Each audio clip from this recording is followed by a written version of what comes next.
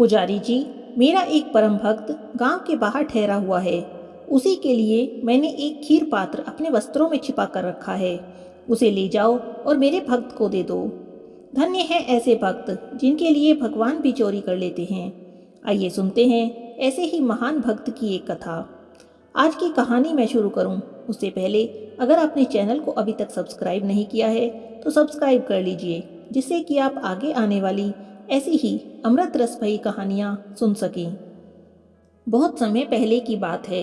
एक दिन स्वप्न में भगवान ने श्री माधवेंद्रपुरी महाराज से कहा कि बहुत दिनों तक पृथ्वी में रहने के कारण उनके शरीर में दाह होती है, इसीलिए तुम जगन्नाथपुरी से मल्यागिरी चंदन लाकर मेरे शरीर में चंदन का लेप करो तो मेरी यह गर्मी शांत हो जाएगी। भगवान की आज्ञा को शिरोधार्य कर दूसरे दिन शिष्यों को पूजा का काम सौंपकर और भगवान से आज्ञा प्राप्त कर पुरी महाराज ने नीलांचल के लिए प्रस्थान किया।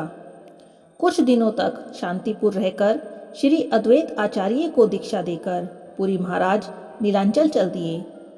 चलते चलते वे रेमुना में आए और उन्होंने श्री गोपीनाथ जी के दर्शन किए। यहाँ भगवान का साज श्रृंगार और भोग बड़ी ही भावमय पद्धति के साथ किया जाता है। पुरी महाराज वहाँ की पूजा पद्धति को खूब ध्यान से देखते रहे। वहाँ पुजारियों ने बताया कि श्री गोपीनाथ भगवान का क्षीर भोग, जिसे अमृत केली कहते हैं, प्रधान भोग है। 12 पात्रों में शाम को खीर का भोग लगता है। गोपीनाथ जी की प्रसादी खीर सर्वत्र प्रसिद्ध है। यह सुनकर पुरी महाराज के मन में आया कि थोड़ी सी प्रसादी मिल जाती तो वैसी ही सेवा मैं अपने गोपाल जी की भी करता।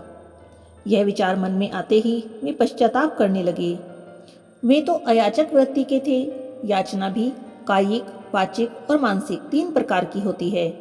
मन में याचना करने से उनका व्रत टूट गया, यह सोचकर दुखी हो गए और वहां से चले गए।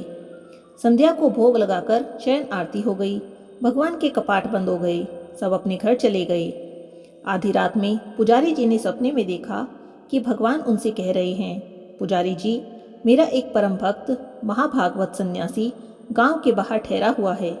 उसके निमित्त मैंने एक खीर पात्र अपने वस्त्रों में छिपा कर रखा है। तुम उसे ले जाकर माधवेंद्रपुरी जी को दे दो। इतना सुनते ही पुजारी जी चौंक गए।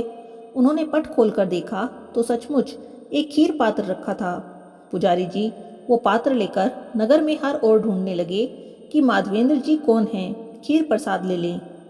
पुजारी जी के मुख से अपना नाम सुनकर पुरी जी सामने आए कि मैं ही हूँ।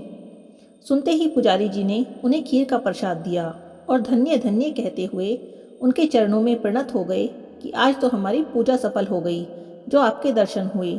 आपके लिए स्वयं भगवान ने चोरी की है।